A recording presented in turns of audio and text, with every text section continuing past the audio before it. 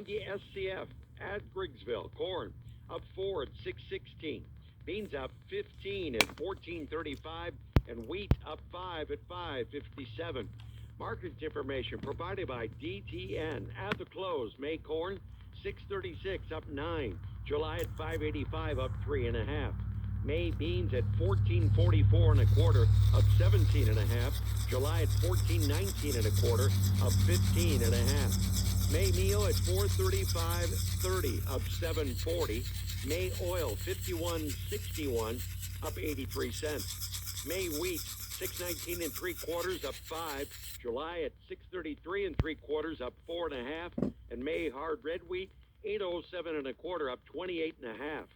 Livestock May lean hogs 152 higher at 79.65. June 160 higher at 91.70. April live cattle 27 cents lower at 175.17. June 27 higher at 165.47.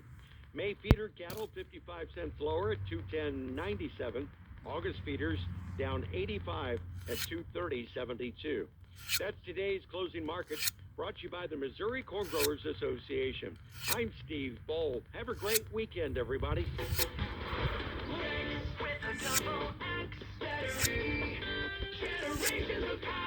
Rex Battery wants to keep you running. When you need a battery, any battery, Rex has got it. WTD wants to keep you running too with a commodity report. We've got it for you. Tune in weekdays at 12:30. I'll have the midday market report. Brought to you by Rex with a double X battery. Generations of power. They are our love bugs and companions. They are our pets, our family, and they make life better. When we face unexpected challenges, so do our pets. That's why we're on a mission to support people and their pets. Whether donating a bag of kibble, sharing an Instagram post of a lost cat, or welcoming a foster pet into your home, every bit of kindness counts.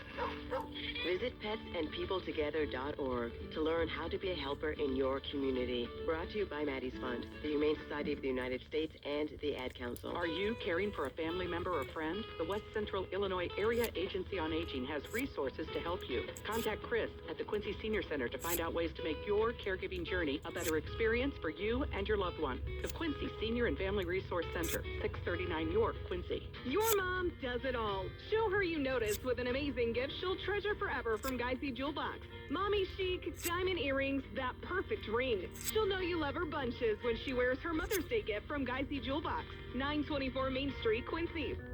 Victor deployed for the first time to Afghanistan in 2003. He sustained a moderate traumatic brain injury. One of the most important elements of caregiving is taking care of yourself. For many military veteran caregivers, their caregiving journey starts earlier in life and lasts longer. Visit aarp.org/caregiving for a free military veterans guide to navigate your caregiving journey and better care for your loved one and yourself. Brought to you by AARP and the Ad Council. WTAD.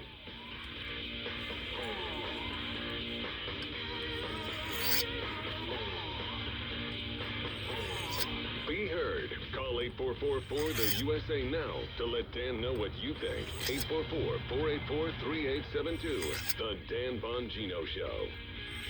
Lisa Booth filling in for Dan Bongino. Fingers crossed, no more technical difficulties as we move forward. I wanted to pose this question before everything went haywire. Of course, when I haven't filled in a while, you just keeping me on my toes, trying to keep Jim on his toes, make sure that he's on his toes, doing the best. But the question I wanted to ask you guys, and I'm going to pose this to our next guest, Dr. Kevin Roberts of the Heritage Foundation, but is the damage that Joe Biden has done irreversible? Is it reversible? That's the question for you. The phone number is 844-484-3872, or easier said, 844-4-the-USA. Dr. Kevin Roberts, president of the Heritage Foundation, it is an honor to have you on the show, sir. Well, Lisa, my friend, it's an honor to be with you, and great to see you last week at Heritage's 50th anniversary. Well, and if you stay on long enough, you might be able to guest host too, because I think you heard earlier. But it was such a great event, and what's so important about the Heritage Foundation is the problem in Washington, D.C., and I think the frustration for so many Americans is they're like, we go out, we hustle, we get you into office, and then there's not a lot of daylight between you Republicans and Democrats, but what you guys do at Heritage is try to keep them on their toes. That's exactly right. And in fact, I think one example this week, a lot of people deserve credit for this, but for a conservative movement that's not used to getting a lot of wins, that debt ceiling bill that was passed in the House is really good policy. It's a good example of the movement coming together, and we have to do more of that to bring the American people back from the depths of despair. I mean, sort of thinking about your larger cultural question. So Heritage plays a role in that. We're privileged to be able to do that, and probably the most important thing we do is provide the policy substance to give everyday Americans real hope and optimism about the future. You know, and you'd mentioned the debt ceiling fight. Talk a little bit about, you know, that victory, why it matters, why people should care. Well, first of all, it would be terrible if the United States defaulted, and I don't mean that in the way that Biden and the liberal allies he has always used as a cudgel against us. It's a question about default because we spend too much of the taxpayers' money, and so this debt ceiling package that Speaker McCarthy put together is the first step of what will have to be many steps of fiscal restraint to get us back on track financially and ultimately economically. So it is not the end-all be-all. I want to be really clear about that, Lisa. But it's a really good first step that lays the foundation for what we hope will be some additional victories. You know, if you're just tuning in, we're talking to Dr. Kevin Roberts, president of the Heritage Foundation. You know, we're talking about the debt ceiling fight, you know, kind of on a more granular level. But when you step back, you look at the big picture. You know, Joe Biden just announced he's running again. Obviously concerning. How much damage has he done to the country? He's done a lot more damage than I thought he would be able to do. I like a lot of conservatively minded Americans, I presume most people in the audience, thought that Biden being feckless, you know, probably not being completely with it, would be incompetent. And whether it's incompetence or real purposeful, terrible ideas that he's been able to implement, I can't think, Lisa, of another presidency in modern history that has done so much damage in the first half of the first term. And I'm hopeful that most, if not all of that, is reversible. It's just that we've got to really start turning the corner here soon. Otherwise, culturally, economically, socially, just in terms of our own self-governance and freedoms, the clock is ticking. No, I hate to be, a cynic, but it's hard not to when we look at the damage that Joe Biden has done. I mean, it has to be intentional. There's no way for someone to do this much damage without the intention to destroy. No, that's right. And maybe that's cynicism. Actually, just think that it's a healthy dose of realism. That it's got to be intentional. You think about what's going on financially, the amount of money that they've spent that we not only don't have, but that has directly contributed to the economy about to go off the rails. What's happened at the southern border in particular, I think, is the greatest example of why it's so intentional. You can't be that incompetent. You know, in other words, we found the most incompetent radical leftist and made them the Secretary of Homeland Security. They actually would do a better job of governing some semblance of rule of law at the southern border. This is intentional, and ultimately it leads to the question, why are they doing this?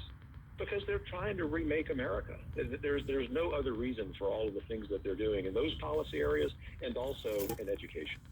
Well, and I was reading about the Dignity for Detained Immigrants Act, which some Democrats have put forward, and essentially it's just to ban ICE. That's what it does. It's to abolish ICE, because what it does is it phases out the use of private detention facilities, but ICE doesn't operate their own detention facilities. So, you know, it's essentially just to, abolish ICE, to your point, with the intention of all of this. But I also, one thing I know that we've talked about when you've been on my podcast is just the concern over loss of liberty. The loss of a republic, and if we're even a free country anymore, if we're even still a republic. Yeah, people feel that every day, right? Whether you're a pro-life activist like Mark House, he gets his home raided by the FBI with his kids watching, whether you're a small business owner who's just financially, in terms of your business interests, being suffocated by regulation, whether you do what you do or do what I do, where free speech is really essential to what we do, how we conduct ourselves. It really is an assault on liberty. And the really terrible thing about it, as if that wouldn't be bad enough, is that it's a two-tiered system of justice when it comes to who has liberty and who doesn't. Clearly, for anyone who's conservative or libertarian or is just willing to challenge the regime, they are going to suffer the consequences. Well, and we're also just fighting over our youth. You know, I mean, you look at authoritarians, you look at, Lenin, for instance, he said, give me this one generation of youth and it'll transform the whole world. I mean, there's this understanding, to authoritarians, to these people on the left that, you control the future with the minds of today's youth. And we're seeing with some of the stuff they're being taught in school, indoctrinated, we're seeing with this transgender stuff as well. They're not being educated, they're being indoctrinated. No, that's exactly right. And we're using the American people's own tax money against them by giving the Department of Education, in this example, all of their allies in the many government-funded school districts around the country, the significant resources to indoctrinate rather than to educate. It's bad enough that by every objective measure over the last 25 years, educational attainment in this country by every demographic group has gone down relative to the developed world. Worse still, what we're doing in the absence of real education is filling their minds with this indoctrination. Therefore, this is why we must have men and women on the radio, on TV, and elected office who are willing to understand one thing, Lisa, and that is you can't compromise with these people. You have to defeat them. This is a political battle of cataclysmic consequences if we lose it. Well, and I don't understand those on the right who, of course the fiscal issues, matter. I know that's one thing that you guys focus on heritage. Of course, people are suffering. Of course, we want to try to right the ship on that and provide a better future for everyone, a better economy. But the cultural stuff is what defines a nation. And so I think that's really the most important fight that's in front of us, in my opinion. Oh, it is. And, we all can attest to the reality of pocketbook issues being important issues. But for us at Heritage, they as important as they are, take a back seat to the cultural and social questions. And so, inside the Beltway, the imperial city of D.C., some friends on the right, people not at Heritage, say, Heritage, why are you so engaged in culture wars? Well, think of the name of our organization. Our obligation is to protect the heritage of this country. And as I said last week, you may have seen me say it, we didn't start the culture wars, but we're sure as heck going to fight them, and we're sure as heck going to win them. I'm just so grateful to the growing number of governors, senators, and state legislators who recognize that as hard, as tough as those fights are, just ask a Montana legislator this week, you got to fight them, because if we lose them, they're coming for our kids, and then they're going to have completely in their control the next generation of American leaders. Well, and it's a fight for the truth, too. I think that transgender stuff largely, will be discussed over, fairness in sports. But in my opinion, it's a fight over just the truth, right? If you can get people to deny basic biology, to deny basic truths, you can convince them of anything and get them to do anything. And so to me, that's what this fight is about. It's just about the truth. It is. And I think what you do so well, what Dan does so well all the time, and all of the media work that you do, is take these somewhat complicated policy, political issues and reduce them to common sense. And the most common of common sense is to recognize that all of this is about the truth. And the reason the radical left fights so hard on all of these fronts is to obscure the truth. In fact, it's to sow confusion among people who know the truth. And so the most important thing we can do as we look at every policy issue, we consider who we're going to be voting for in different races, will that man or woman, will that issue get me to a clearer understanding of the truth that can be implemented in public policy, that I can see in my life? It really is that simple, and it really is that stark. I know you get it as we're having this conversation. You look at Montana, you look at what's happened in Tennessee lately. It does seem like more and more Republicans are starting to understand that, to some degree, you have to meet power with power in the way that we fight back. And, we can't just, turn the cheek because they want to destroy us. They don't want to play nice. Do you think more Republicans are kind of starting to understand that we need to have maybe more muscular conservatism? Yes, they are. When in the year and a half that I've been in the D.C. area leading Heritage, I've seen a significant and good change in that direction. And we still need some more, but even more tentative elected leaders have become a lot more proactive because they recognize the only way to deal with Marxists and Leninists who are here in the United States is to defeat them. You have to, as I say often figuratively, punch them in the nose. It's the only vocabulary they understand. Do you think, we had kind of gone to this earlier, and I'm going to ask the audience, as I have already, is the damage done reversible from the Biden administration? And if so, how do we go about it? Well, you have to account for my optimism. So that is my bias. I'm hopeful because this is still America, but I'm also a significant realist, and it's a tough call. I do think that it's all reversible with one caveat. We have basically only this decade, only until the end of the 2020s, to make significant progress in pushing back on all these trends. Not sure how to sharpen those. The way we do that isn't just in winning elections. The 2024 election cycle is really important for the presidency, for Congress. But what's really important is that we not forsake local and state Stay sharp elections. out there. Because what I have seen is that many conservatives, myself included,